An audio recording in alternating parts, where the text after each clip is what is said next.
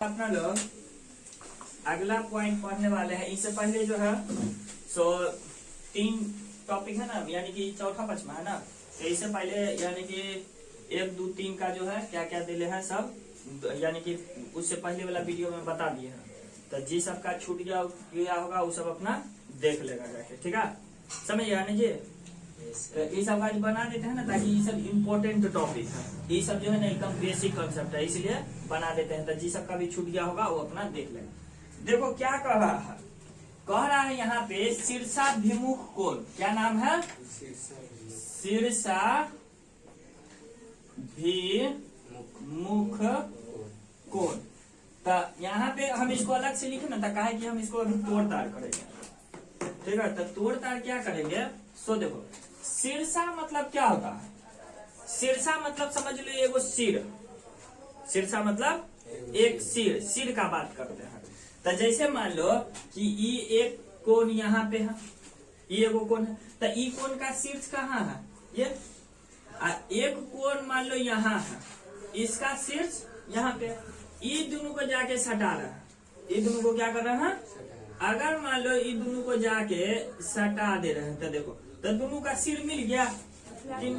हाँ, दोनों का जो है सो सिर मिल गया है, बैग उतार के जा, दोनों का जो है सो सिर मिल गया है। तो सिर मिल गया है, तो इसका मतलब ये कोण और ये कोण, इसी को क्या नाम दे देंगे? शीर्षाभिमुख। क्या नाम दे देंगे? शीर्षाभिमुख कोण। बात क्लियर है? ठीक है, हाँ ठीक है, वही शीर्षाभिमुख कोण। तो इसका मतलब कहोगे कि सर जी ई तो दोनों ठीक है, बता दिए कि शीर्षाभिमुख कोण हो गया। तो इधर से भी ई भी तो एगो कोने बन रहा है, तो ई भी तो इधर कोने बन रहा है, तो इसका मतलब ये भी शीर्षाभिमुख कोण होगा। तो हाँ, ये भी क्या होगा? शीर्षाभिमुख कोण। तो देखो कहाँ से, हाँ वहां से भी ना वैसे कट रहा है। देखो ये जो देखोगे, ये एक ऐसे इधर भी जा रहा है, एक इधर भी जाते, इसका भी सिर यहाँ पे कह सकते हो मिल रहा है। तो इसलिए इसका नाम रख दिया शीर्षाभिमुख कोण। यानी कि इसके बारे में भी बोल सकते हैं, जैसा जिसका नाम वैसा उसका काम। यानी कि सिर सटा है, तो चलते दोनों का नाम क्या हो गया? शीर्षाभिमुख कोण। तो जैसे देखो यहाँ पे कोण का नाम दिया गया है 1, 2, 3, 4। तो देखो ये 1 नंबर कोण, 2 नंबर कोण, ये दोनों कोण क्या हो गया? बराबर हो गया। क्यों? शीर्षाभिमुख कोण से। यहाँ पे देखो ये 3 नंबर और ये 4 नंबर, ये भी दोनों क्या हो गया? बराबर हो गया। किसके कारण? तो शीर्षाभिमुख कोण के कारण। यानी कि शीर्षाभिमुख कोण क्या होते हैं? बराबर होते हैं। जैसे यहाँ पे अगर देखियो, ये अगर 30 डिग्री है ना भाई साहब, तो इसका शीर्षाभिमुख कोण ये भी क्या हो जाएगा? 30 डिग्री होगा। ये तुमको सवाल बनाने में बात आएगा, नोट करो इसको, ठीक है।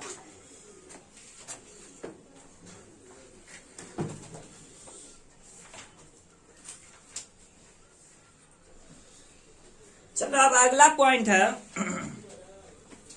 अगला पॉइंट देखो, प्रतिच्छेदी रेखा। एक क्या है? प्रतिच्छेदी रेखा, और क्या है? समांतर रेखा।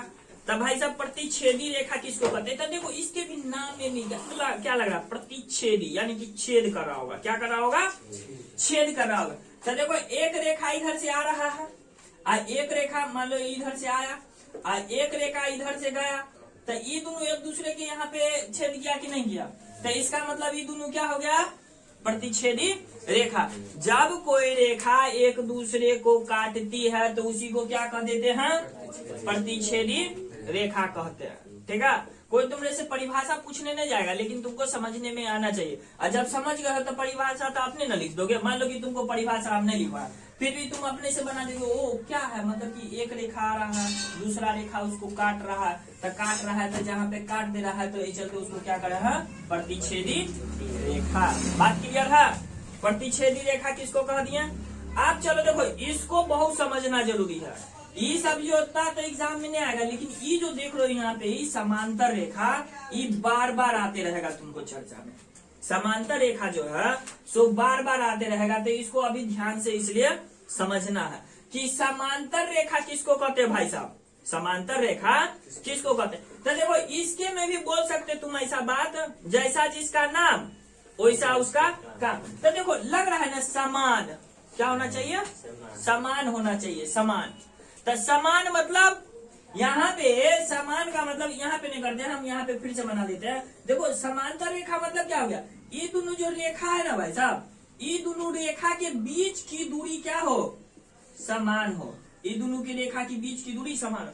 अगर मान लो कि यहाँ पे अगर ये 3 सेंटीमीटर है तो यहाँ पे भी 3 सेंटीमीटर, यहाँ पे भी 3, यहाँ पे भी 3 होना चाहिए, हर एक जगह 3 सेंटीमीटर होना चाहिए, तभी वो क्या होगा, समांतर रेखा हो जाएगा। नहीं तो समांतर रेखा नहीं होगा। तो इसका मतलब ये समांतर रेखा है। लेकिन अगर मान लो कि जैसे एगो रेखा इसे पार दिए, ठीक है, एगो रेखा इसे पार दिए, बता इस दोनों के बीच की दूरी समान है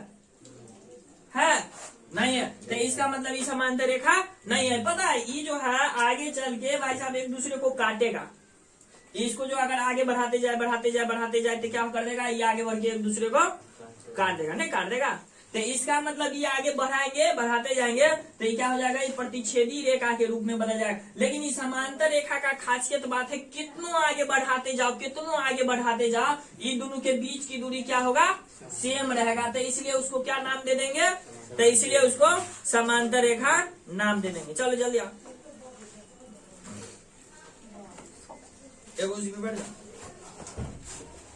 ठीक है। तो इसको क्या नाम दे देंगे, समांतर रेखा नाम दे देंगे। बात क्लियर है।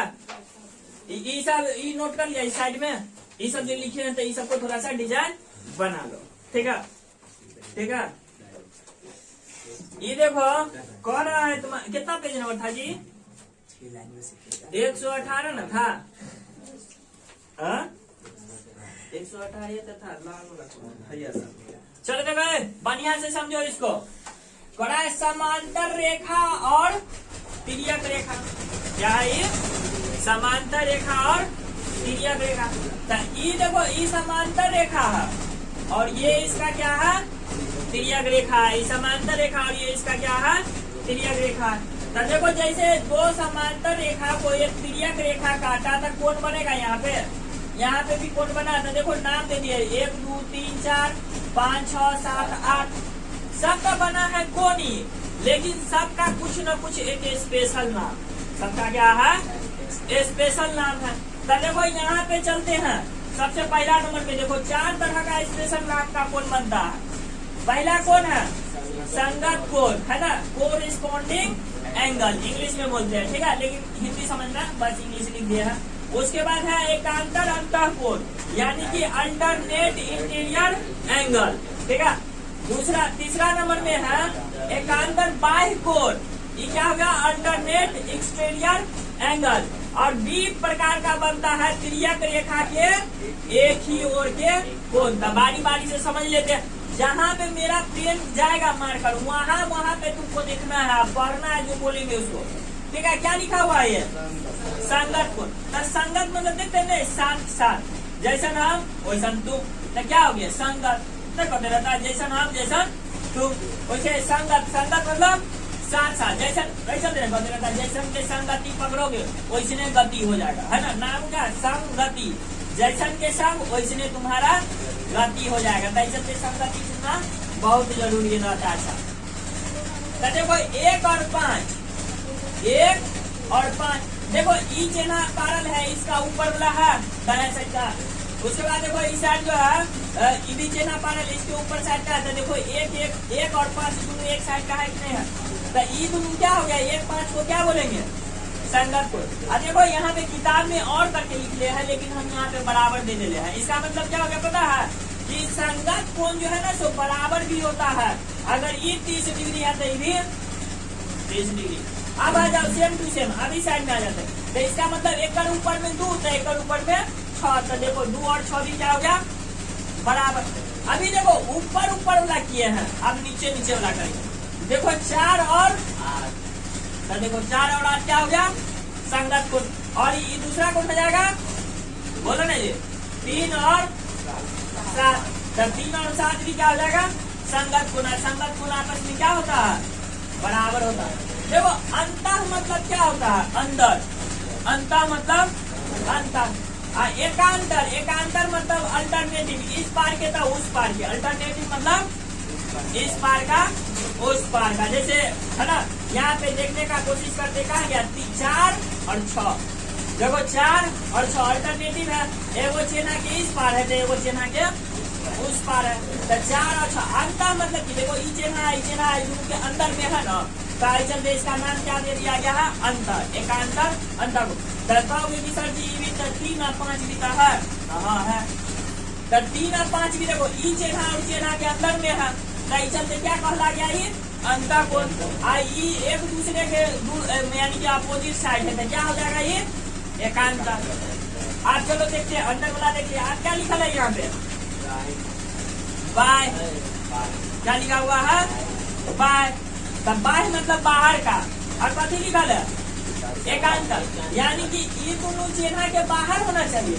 और एकांतर मतलब कि एक ई पार से एक वो पार। तो देखो क्या आ रहा है, जैसे यहाँ पे बाहर का बात करें तो इधर है एक और इधर ई चिन्ह के बाहर है, ई भी चिन्ह के बाहर है।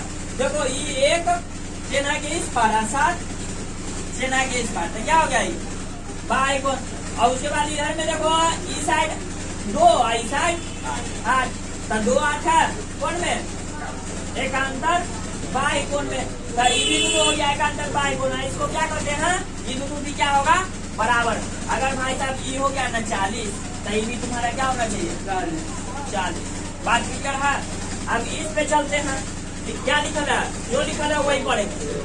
तिर्यक रेखा के एक ही ओर के अंतर, तिर्यक रेखा है और उसके एक ही ओर, जैसे मान लो ये तिर्यक रेखा है, ऐसे ई तिर्यक रेखा, तो उसके एक ही ओर के कोण, एगो ई कोण है, एगो यही ना हो जाए, तो एगो ई कोण है, ई कोण देखो नाम बती है 3 और 6 दे ले है, 3 और 6 ई दू नहीं है, यही ना भाई साहब, ठीक है। और जब ये हो गया फिर इहो साइड के तो इहो साइड के तो होबे न करेगा, कितने होगा, तो देखो 4 और 5 4 अंदर के क्या करा है, अंतर कोण। अंतर कोण मतलब दोनों चिन्ह के अंदर का कोण है। जब अब पता है ये वाला जो कोण हुआ 100 और ये वाला कोण, इन दोनों को जोड़ेंगे तो कितना हो जाएगा 180। यानी कि ये जो है तुम्हारा कोण 3 और प्लस कोण 6 करेंगे तो कितना हो जाना चाहिए। और इधर भी जो है तुम्हारा ये कोण 4 और प्लस कोण 5 करेंगे तो ये भी कितना हो जाना चाहिए 180 डिग्री हो जाना चाहिए। बात क्लियर है। तो इसको नोट कर लो और अब आगे चलते हैं।